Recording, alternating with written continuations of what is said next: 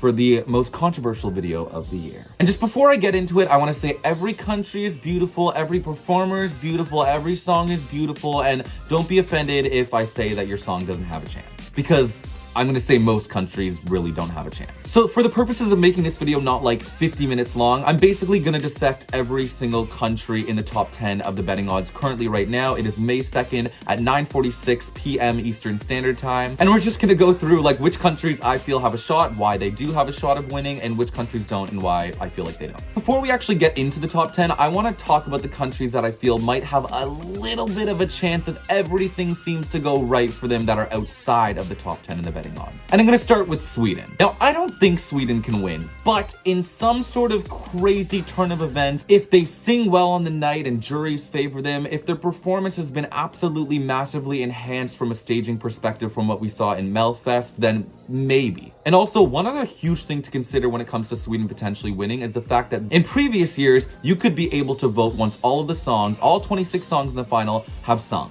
But this year, voting starts at the very beginning of the show, and who's performing at the very beginning of the show? They're performing first. It's Sweden, which technically means Sweden has the most amount of time to accumulate votes after their performance than any other performance in the contest.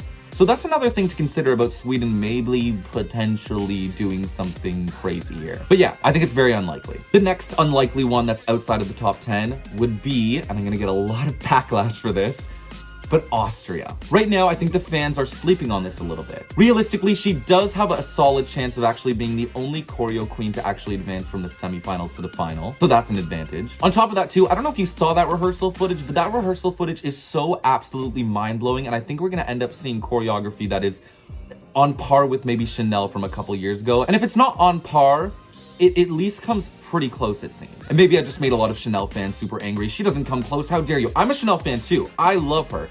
But I do think Kayleen is bringing something really epic. And finally, the last country that I feel has maybe a chance of winning the contest that's outside of the top 10 would be Norway. And the main reason is the fact that it absolutely stands out. There's nothing like it in the contest this year. There's been nothing like this song ever at Eurovision, I'll go so far as to say. The performer is an unbelievable singer, the production is high quality, the staging looks nice and expensive and exactly what it needs to be. It totally fits the mood of the song. And as a result, I feel like it will capture the attention of the televote, and I think the juries will definitely be impressed with this too. Now let's get into the top 10. Kicking us off in the top 10 is shockingly the UK, who just earlier today was actually 15th in the odds, but they've massively went up after the rehearsal. Now listen, this song is weak in my opinion. I'm sorry, but I have to be real. Ollie Alexander is absolutely amazing. Sonically, there's no climax, and production-wise, I just feel like it's dated without having any sort of modern flair to make it feel like it's good in 2024. I've said this before, but we have songs like Finland, which kind of hark back to the 1990s in a sense, and for me, there's certain parts of the production that actually still make it sound glossy, expensive, nice, and rich,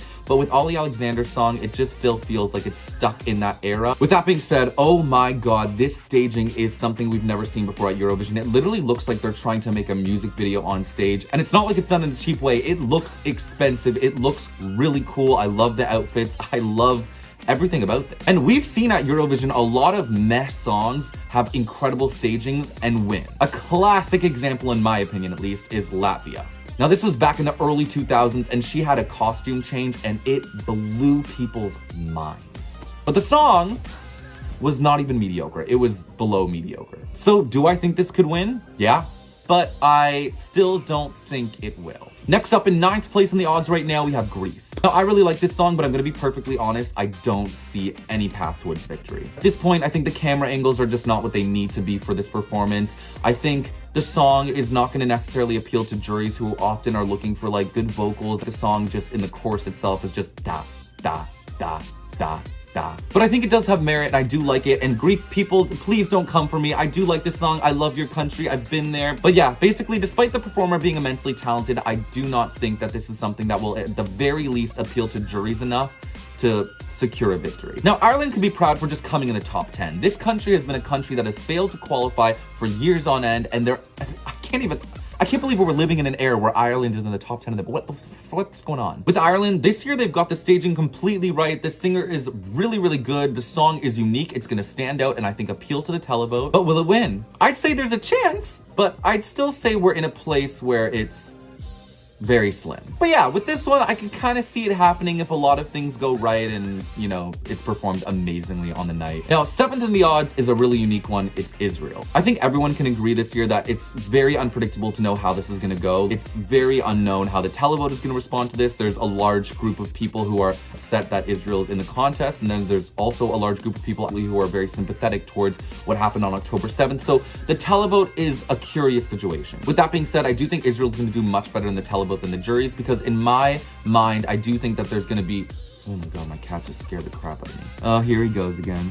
But yeah, basically what I was saying, I think Israel will do a lot better in the televote than in the juries, because I think there's going to be people in every country that will be maybe sympathetic towards what happened on October 7th. But I do think the juries are a much smaller group of people, and as a result, there's certain countries where I think Israel's going to get no points whatsoever, maybe because the people themselves are so upset about Israel's actions in this current crisis, or potentially because they literally just do not want, or maybe because they just do not want backlash from their populations. I mean, if we've seen Eurovision fans already get upset at the representatives for their countries participating at Eurovision because Israel's also competing, we're also gonna see a lot of people then be extremely upset at their jury members for placing Israel high. So yeah, I think they'll do better in the televote. They're not gonna do as well in the juries. But ultimately, with that being said, I don't think there's a path towards victory, because I think they won't do extremely well in the juries. And in sixth place, we have France. Now, France, I personally believe, is a heavy hitter in this competition, and as a result, I think it has a very strong potential for the win. It's a ballad. There are very few ballads in this competition this year. The Voice is probably the best voice of the year, and because of that fact alone, I think juries probably will make this the jury winner. It feels very authentically French. He's singing in French. The voice is absolutely there. The melody is timeless. It's classic. It's stunning. And this is what France does best. I mean, we saw Voila a couple years ago come in second, and I think that this is actually better than that, and we'll see how the staging ends up. But yeah, I think this has very strong potential. In fifth, we have the Netherlands. Now, the Netherlands is a little bit of a difficult situation to try and wrap my head around, because right now he's saying that there's an element of the staging that we've never seen done at Eurovision before, and that's making me like, what is this man gonna do? And we haven't seen it in the rehearsal footage, so it's almost impossible to predict.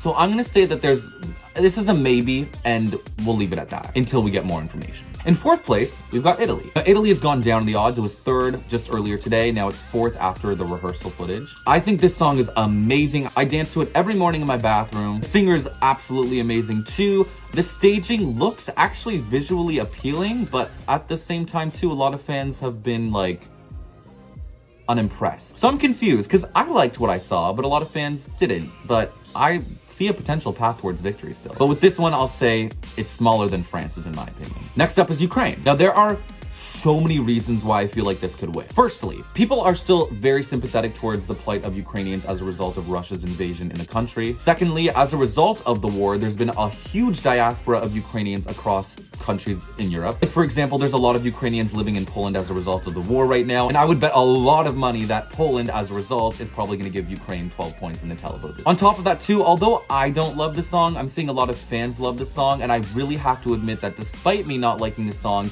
the staging is undeniably a top 3 of the year. In the rehearsal footage right now, we're seeing this shot where she looks like she's like climbing.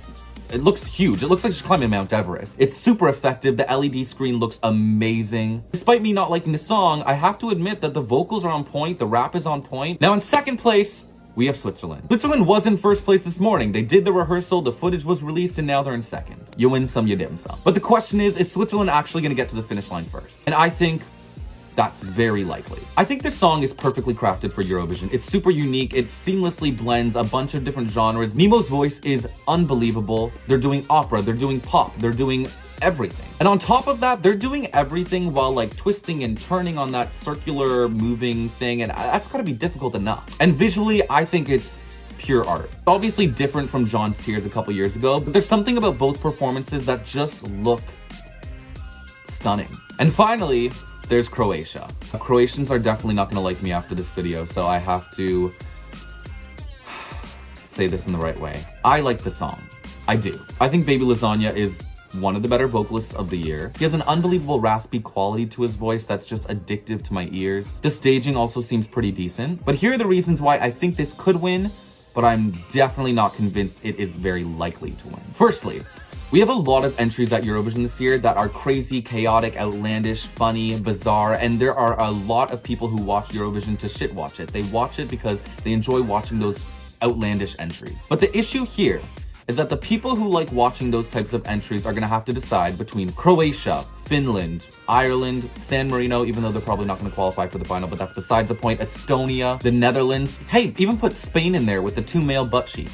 Yeah, there's just a lot of people that I know that watch Eurovision to vote for those types of entries because they're the most attention grabbing. And in my opinion, there are more of those entries at Eurovision this year than there ever has been. And as a result, people are gonna have to choose between those countries, and there's gonna be some sort of vote splitting thing, in my opinion, that's gonna not help any of those countries, and I don't think it's gonna help Croatia. And on top of all that, although the stage show is amazing, the camera angles I don't think are perfected. There's too many wide shots. I wanna see a little bit more of some up close baby lasagna expressions. So yeah, those are my opinions.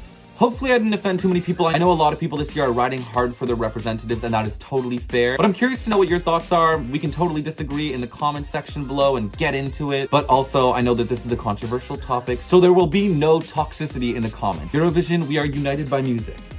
Music.